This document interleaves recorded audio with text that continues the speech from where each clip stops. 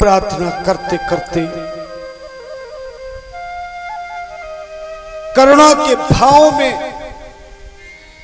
विरह के रस में डूबकर ब्रह्मा, केतकी पुष्प, विष्णु भगवान तीनों के तीनों सदा शिव के चरणों में गिरकर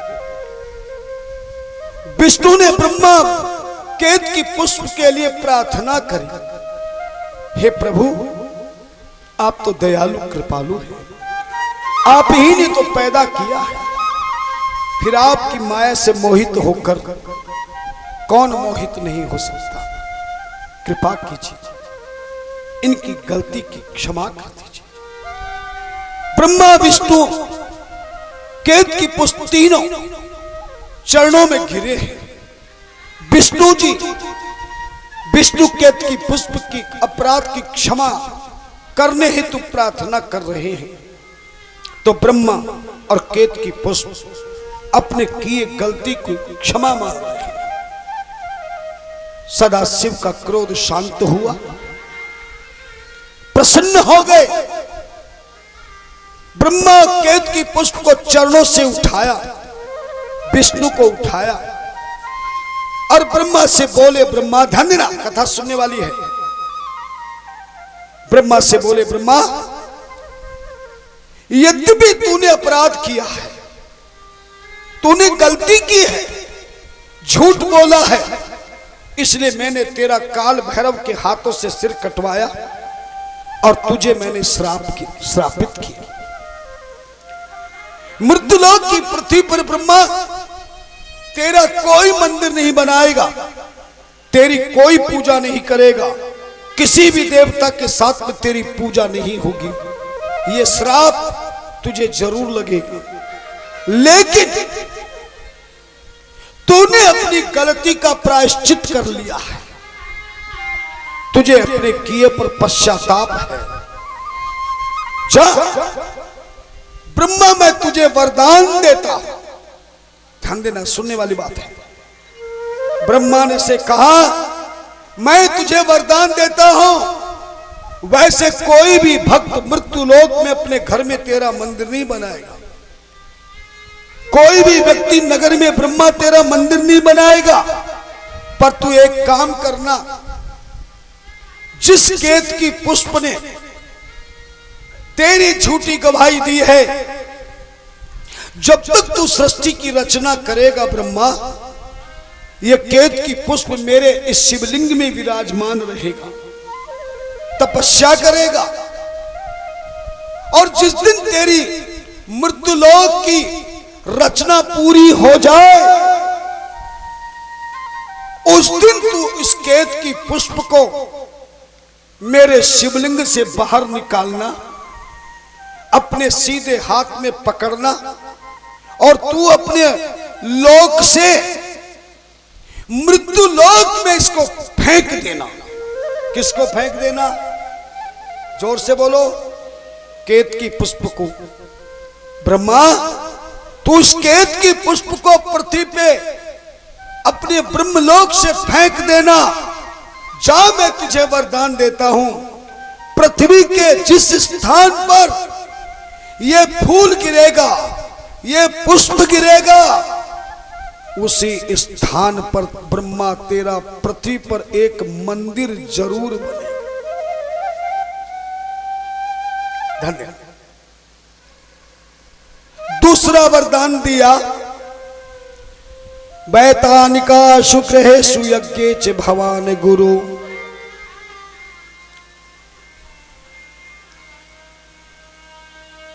अग्नि होम में जब हवन होगा, यज्ञ होगा, भले ही देवताओं के साथ तुम्हारी पूजा ना करे, मंदिर ना बने, लेकिन जा, मैं तुझे दूसरा वरदान देता हूं। जब भी कोई पूजा पाठ, जब तक यज्ञ करेगा और जब भी हवन करेगा, तो ब्रह्मा हवन की जो सबसे पहले आहुति डलेगी, ध्यान देना, सुनने की बात है, सबसे पहली आहुति ब्रह्मा तेरे नाम की ही आहुति डाली जाएगी। आप जितने बैठे हैं पंडाल में, अपने कभी हवन कराया होगा घर में, किसी आयोजन में सामूहिक हवन किया होगा। ध्यान देना, देखना, जब भी पंडित जी अग्नि जलाकर पूजन आदि का कार्य पूर्ण करने के बाद जो ही आहुति शुरू कराते हैं तो सबसे पहले 7 घी की आहुति दिलाते हैं, सप्तघृत आहुति।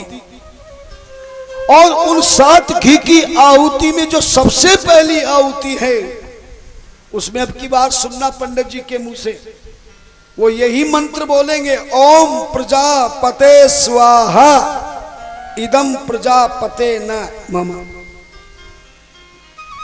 और ये प्रजापति कौन है? ब्रह्मा। कहा कि तेरा मेरे वरदान के कारण जिस स्थान पर तेरा फूल गिरेगा पृथ्वी पे वहां तेरा मंदिर होगा।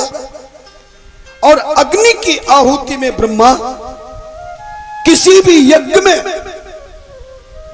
तेरे बिना यज्ञ पूरा नहीं होगा। कोई कितना बड़ा आचार्य बने, लेकिन दूसरा ब्राह्मण ब्रह्मा के रूप में जरूर उपस्थित रहे। आज भी हवन जब बड़े बड़े अनुष्ठान होते हैं, देखना आचार्य के साथ में ब्रह्मा होता है। ब्रह्मा को वरदान दे दिया, केवड़े के फूल से कहा, ऐ केवड़े के फूल, मेरे श्राप के कारण तेरे फूल से देवी देवताओं की मृत्यु लोक में पूजा नहीं होगी, मगर तूने गलती को स्वीकार किया है। मैं प्रसन्न होकर तुझे भी वरदान देता हूं। धन्यना, मैं तुझे वरदान देता हूं, भले तेरे फूल से देवताओं की कोई पूजा ना करे, लेकिन तेरे फूल में जो जल होगा, तेरे फूल में जो जल होगा, उस जल का नाम इत्र होगा। क्या होगा? जल का क्या नाम होगा? इत्र होगा।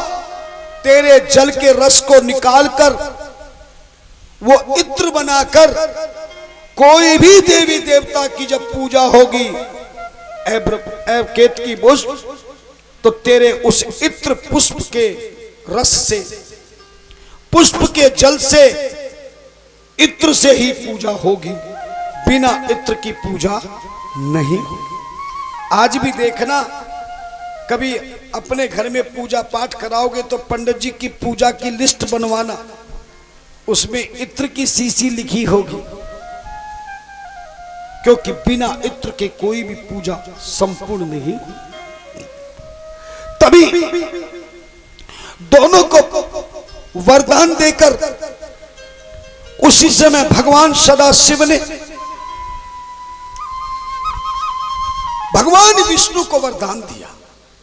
विष्णु से कहा, तूने मेरी आज्ञा का पालन किया है, तूने घोर तपस्या की है, और उस तपस्या करते करते तेरे शरीर से जो वस्तु निकली है, सच बताओ, विष्णु के शरीर से तपस्या के समय क्या चीज निकली थी? जोर से बोलो। जो पूरे मृत्युलोक में तपस्या के समय तेरे शरीर से जल प्रकट हुआ है, ऐ विष्णु, ये जल नीर कहलाएगा। क्या कहलाएगा? जल क्या कहलाएगा? जल शास्त्र भाषा में नीर कहलाएगा। इसलिए नीर को तूने प्रकट किया है। इसलिए विष्णु, एक नाम तो तेरा विष्णु होगा, पर दूसरा नाम नीर को प्रकट करने के कारण तेरा दूसरा नाम नारायण होगा। आपो नारायति प्रोक्ता, आपो वै नर सूनव है, अयनम तस्य तः पूर्वम तेन नारायण स्मृतः। तूने नार प्रकट किया है, नीर प्रकट किया है, इसलिए तेरा दूसरा क्या नाम होगा? जोर से बोलो। तूने सत्य का पालन किया, झूठ का पालन नहीं किया। तूने किसका पालन किया है? ऐ विष्णु, तूने सत्य का पालन किया है, इसलिए तेरा पूरा नाम सत्यनारायण होगा। बोलो सत्यनारायण भगवान की जय। और सुनो, जिस दिन तेरी तपस्या संपूर्ण हुई है ऐ सत्यनारायण, जिस दिन तेरी पूजा पाठ तपस्या संपूर्ण हुई है, वह दिन ब्रह्मा की सृष्टि के पंचांग के अनुसार पूर्णमासी का दिन कहलाएगा। ध्यान देना, बहुत सुंदर कथा है। एक एक बात आपके काम की बात है जो पहली बार सुनने को मिलेगी। ऐ विष्णु, जिस दिन तेरी तपस्या पूर्ण होने का दिन है वो क्या कहलाएगा? पूर्णमासी। जो भी पूर्णमासी के दिन तुझ सत्यनारायण का व्रत करेगा, तुझ सत्यनारायण की पूजा करेगा, तुझ सत्यनारायण की कथा सुनेगा, मेरी कृपा से नारायण तेरी कृपा उस भक्त पर हो जाएगी और सारे कष्टों से दुखों से मुक्त होके आनंदित परिवार बन जाएगा। बोलो सत्यनारायण भगवान की जय। सच बताओ, पहले पता था तुम्हें कि सत्यनारायण की कथा क्यों करते हैं? लेकिन आज पता लग गया सत्यनारायण कैसे हुए और पूर्णमासी के दिन सत्यनारायण की कथा व्रत क्यों किया जाता है। समझ गए? दूसरा वरदान दिया, तेरे शरीर की शक्ति से जो जल प्रकट हुआ है, ये जल भी तुझ साक्षात्कार नारायण का ही रूप होगा। ये जल भी साक्षात नारायण का रूप होगा। जिसके शरीर पर ये जल गिर जाएगा वो शरीर पवित्र हो जाएगा। और तेरी पूजा का अगर जल किसी स्थान पर गिर जाएगा तो वह स्थान भी पवित्र हो जाएगा। जल छिड़कते समय यदि तुझ पुंडरीकाक्ष का कोई नाम ले देगा तो जल के लगते ही वो शरीर स्थान पवित्र हो जाएगा। और इसीलिए पवित्र है, पवित्रो वा सर्वस्थांगतोऽपि वः यह स्मरेत पुंडरीकाक्ष सर्वायाभ्यंतरः शुचि। ध्यान देना। और किसी भी पाठ पूजा में,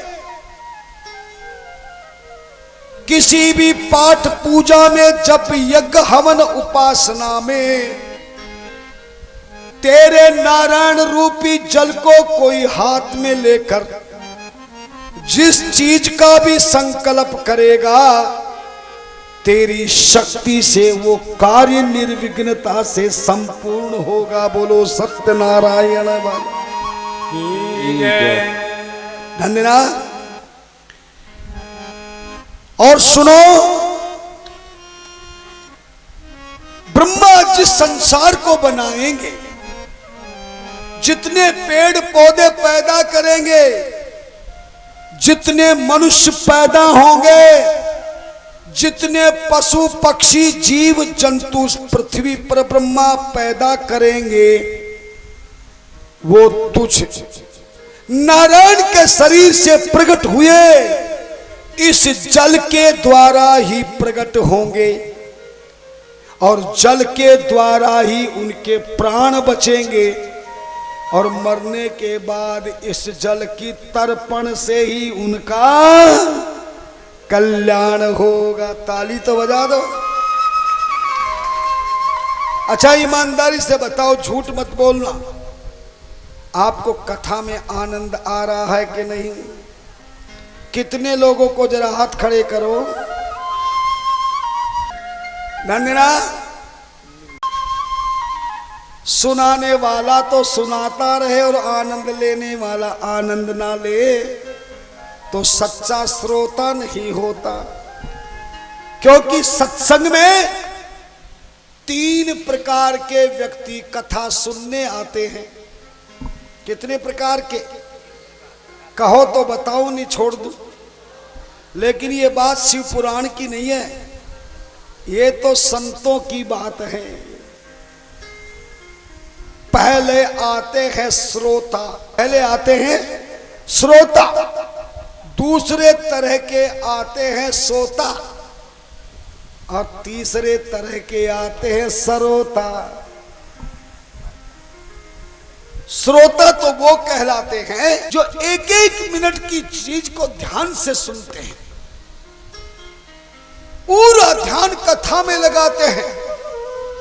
जिनका मन कथा में लग गया, हर कथा की बात को सुनकर हृदय में बिठाते हैं, उसे जीवन में अपनाते हैं। ऐसे कथा में आने वालों को श्रोता कहते हैं। क्या कहते हैं? जोर से बोलो। लेकिन दूसरे ऐसे व्यक्ति आते हैं जो कथा तो सुनने आते हैं पर कुर्सी पर बैठते ही श्रोता की जगह सोता बन जाते हैं।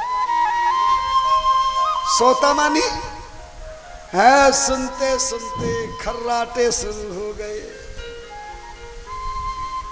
जैसे छोटे बच्चा लोरी सुनते सुनते, है ना, मैया लोरी सुनाती रहती है ना, और जैसे जैसे लोरी कहानी सुनावे वैसे वैसे बच्चे को नींद आवे, तो सोता को खूब नींद आती है। घर में चाहे सारी रात जगे पर कथा में नींद आती है। और तीसरे ऐसे हैं जो ना तो कथा सुनते हैं ना सोते हैं। ये दोनों तो फिर भी ठीक है, पर तीसरे नंबर के जो कथा पंडाल में आते हैं वो बड़े खतरनाक होते हैं और उनका नाम है सरोता। सरोता किसको कहते हैं? सुपारी काटने वाले को सरोता कहते हैं। वो चक चक चक चक चक चक ना खुद सुने ना दूसरे को सुनने दे, और खुद भी उठ के जाए और दूसरे का हाथ पकड़ करके भी ले जाए, ऐसे को सरोता कहते हैं। आप जैसे श्रोता मुझे मिले हैं, मेरा जीवन धन्य हो गया। अरे तुम्हें तो आनंद आ रहा है, मुझे भी आनंद आ रहा है। और इस पंडाल में एक आनंद की जगह कितने आनंद हो गए। और 2 जब आनंद एक साथ मिल जाते हैं, आनंद प्लस आनंद इक्वल टू परमानंद मिल जाता है।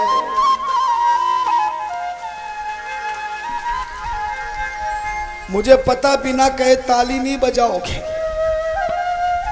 और मुझे ताली बजाने पे आनंद आ जाता है। वंदना, नारायण को वरदान देते समय कहा है प्रभु, ये सत्यनारायण की कथा पूर्णमासी के दिन होगी, उसके घर में धन लक्ष्मी सुख संपत्ति आनंद ही आनंद प्राप्त होगा। नारायण को एक और वरदान दिया, तुम्हारा जल प्राणियों का प्राण होगा।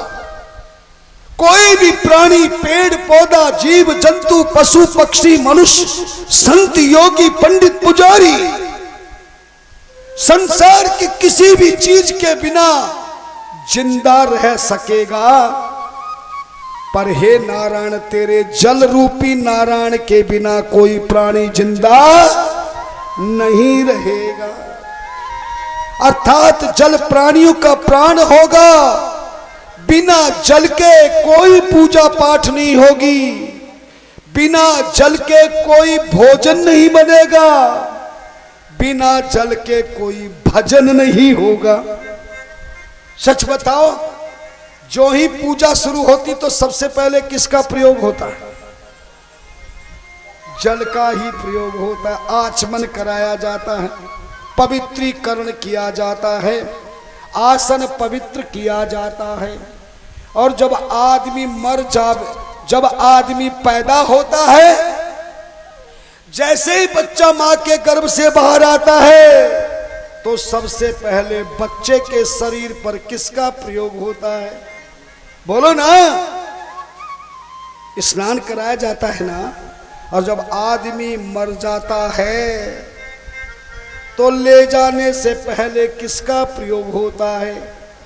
और मरने के बाद उसको तिलांजलि और तर्पण देने के लिए भी जल का ही प्रयोग होता है।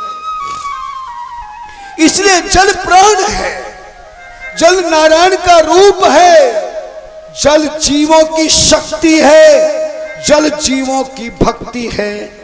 इसलिए जल जीवों का प्राण कहा गया है।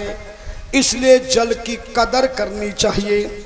घर में भी जल बेकार में खराब नहीं करना चाहिए। टूटी हो या टैंक का पानी हो, ज्यादा खराब नहीं करना चाहिए। उतना ही प्रयोग करना चाहिए जितना आवश्यकता हो।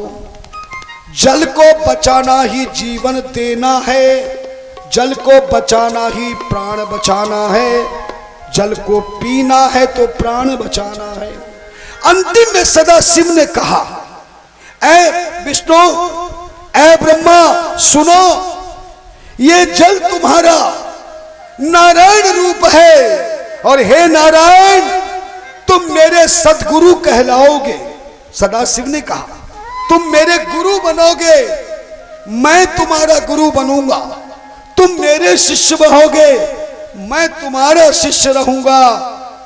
और सुनो, तुम मेरे भक्त बनोगे और मैं तुम्हारा भक्त बनूंगा। ऐ नारायण, मैं तेरे इस जल नारायण को वरदान देता हूं, जो मेरा ज्योतिर्स्तंभ प्रकट हुआ है, धन्यवाद, जो मेरा ज्योतिर्स्तंभ प्रकट हुआ है, यह शिवलिंग के नाम से विख्यात होगा। किसके नाम से विख्यात होगा? और जब ब्रह्मा पूरी सृष्टि की रचना कर देंगे, उस समय जब सृष्टि की रचना कर देंगे, उस समय ऐ ब्रह्मा, ऐ विष्णु, मैं तुझे वचन देता हूं, सृष्टि की रचना के समय जितना भी परिवार होंगे, जितने मंदिर होंगे, मेरा यही ज्योतिर्स्तंभ हर मंदिर में, हर घर के मंदिर में शिवलिंग के रूप में पूजा जाएगा। इसका छोटा बड़ा, बड़े से बड़ा आकार होगा। मेरे शिवलिंग की पूजा को देवी देवता भी करेंगे, मेरे शिवलिंग की पूजा मनुष्य भी करेंगे, मेरे शिवलिंग की पूजा राक्षस भी करेंगे। लेकिन हे ब्रह्मा विष्णु, मुझ शिव को प्रसन्न करने से, शिवलिंग की पूजा करने से सभी देवताओं की पूजा स्वीकार हो जाएगी। लेकिन बिना शिवलिंग की पूजा के कोई भी देवता अपनी पूजा स्वीकार नहीं करेगा। ऐसा मैं तुझे वरदान देता हूं विष्णु, और मैं वचन देता हूं, मैं ऐलान करता हूं, ऐ विष्णु, मैं तुझे वचन देता हूं, वरदान देता हूं, मेरे शिवलिंग की पूजा करने पर संसार की कोई वस्तु चढ़ाए या न चढ़ाए, मगर मेरी शिवलिंग की पूजा पर जब तक तेरा जल नारायण का एक लोटा नहीं चढ़ेगा, जल के चढ़े बिना मेरी पूजा स्वीकार नहीं होगी। मेरे शिवलिंग की पूजा में जल चढ़ाकर और कोई वस्तु चढ़ाई या न चढ़ाए, तब भी मैं पूजा का फल दूंगा। लेकिन बिना जल चढ़ाए संसार की किसी वस्तु की चढ़ाने से मैं पूजा स्वीकार नहीं करूंगा। ध्यान देना, बहुत सुंदर कथा है। ऐसा वरदान देके विष्णु जी को प्रसन्न कर दिया। विष्णु के जल को इतना सुंदर वरदान दिया, ये सुनकर ब्रह्मा के मन में भी लोभ आ गया। ब्रह्मा ने सोचा, विष्णु ने घोर तपस्या करी शिव के आदेश से, और इसके शरीर से जो जल प्रकट हुआ, आज वो शिव जी की पूजा का प्रमुख रूप बन गया है, प्राणियों का प्राण बन गया। अगर मैं भी तपस्या करता तो मेरी भी कोई वस्तु शिव जी स्वीकार करते। तभी ब्रह्मा जी चरणों में गिर गए, बोले भोलेनाथ, हे सदाशिव, मैंने घोर तपस्या नहीं करी, थोड़े दिन की तपस्या करी। मैं आपकी कृपा चाहता हूं, आपसे एक वरदान मांगना चाहता हूं। किसने कहा? जोर से बोलो। ब्रह्मा ने। मुझे एक वरदान दीजिए, जैसे विष्णु के शरीर की शक्ति जल को आपने शिवलिंग की पूजा में स्वीकार किया, ऐसे मुझे मेरी भी शरीर की कोई शक्ति से प्रकट कराकर आप शिवलिंग की पूजा में स्वीकार कीजिए। सदाशिव ने कहा, ब्रह्मा, तपस्या तो तूने भी की है, लो तुम्हारे शरीर से मेरा ध्यान करके मेरा नाम उच्चारण करो। ब्रह्मा, जो भी तेरे शरीर की शक्ति से इस जल नारायण में कोई भी वस्तु प्रकट होगी, वो मेरे शिवलिंग की पूजा में वस्तु बनेगी। तभी ब्रह्मा जी ने ध्यान किया, और ध्यान करके जो ही अपनी शक्ति जल में छोड़ी तो एक बहुत बड़ा वृक्ष प्रकट हो गया। और ये लाल रंग का वृक्ष था।